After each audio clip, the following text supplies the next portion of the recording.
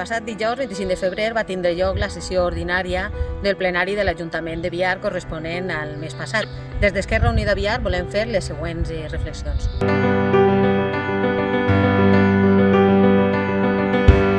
El plenari d'este mes ha d'aprovar la bonificació del 50% en la tassa per a obres realitzades en el centre històric de Biar.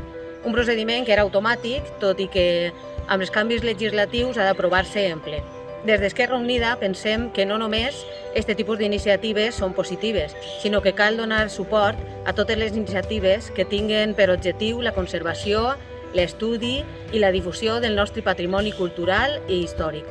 També entenem que cal promoure activitats per a fomentar l'interès per l'arqueologia i la història del nostre patrimoni artístic.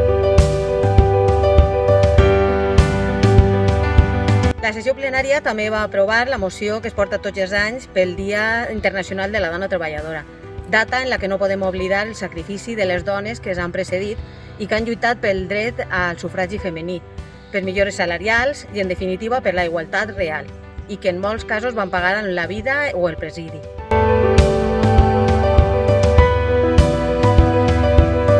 L'actual pandèmia fa que els avanços aconseguits es vegin més en perill que mai.